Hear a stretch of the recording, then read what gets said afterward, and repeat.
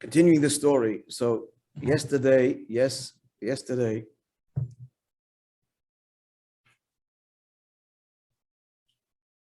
Rebbe described, this is from Shabbos Mevorachim, Elul Tovshin Yud. So the Rebbe described the Perlish Chosid and how he goes to his Rebbe and how after 120 years, the whole Gan Eden in Lamhaba is not enough. He did what was asked of him, and his wife was happy, and she made him a nice care package on the way. Now he describes and translates what's doing with the Chabad Chosid. So he comes to the Rebbe. So he's pushing to hear, and more they push him to what? For what? To hear the Maimer. Because Shirayim, Mandakar Shemei, there's no Shirayim. You're not pushing to get a piece of the Rebbe's challah, the Rebbe's fish.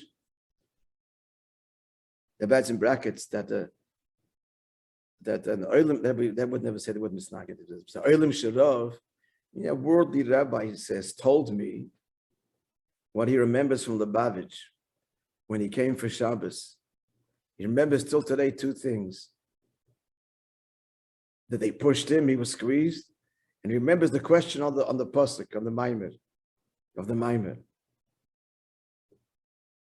Looks like it's by the Rebbe Rashab, because the actual Maimer itself he didn't understand, and when it came to the end of the Maimer, answering the question of the pasuk, he was so completely squashed, so that he couldn't even concentrate. In brackets he had, probably they knew who he is. So they gave him a kvetch with a hiddur mitzvah. Close brackets. So now, back to the chassid there. So after the maimer, ibechap in the heart's name, like catch your breath. No, you have to be by chazor. Then it's already time for mincha, because the maimer was before davening. The maimer was before shachas. Looks like.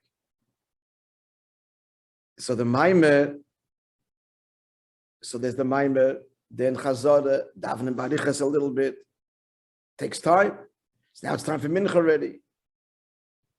Then they tell him you can't eat. You have to think about davening mincha. And so a whole day he's completely famatatek, exhausted and hungry. It's kvetched, and the Maimer, he still doesn't know. Then he has to go home. Time to go back home. So he goes into the Rebbe.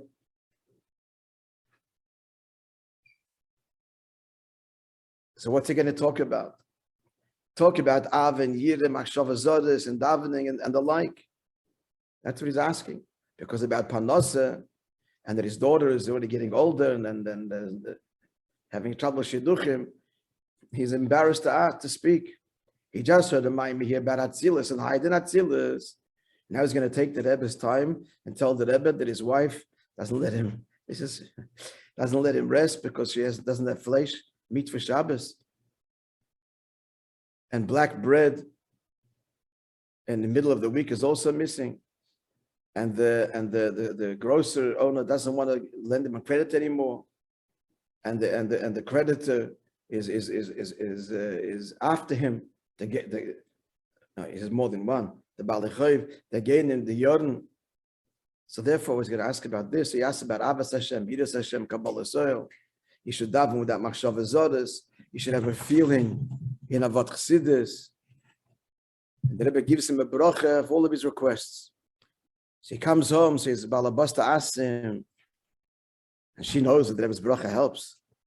So she wants to see what the Rebbe said to him about Panosa, about the daughter.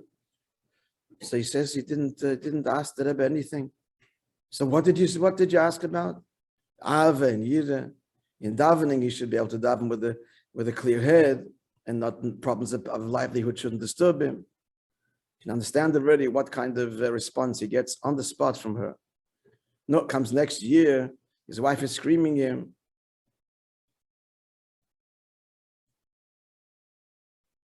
Rent yourself out, hire yourself out, and show you're a chazan or a shamash. Make a few groschen. We'll have a few ruble. Why were you going? Shom Tishrei, were you going?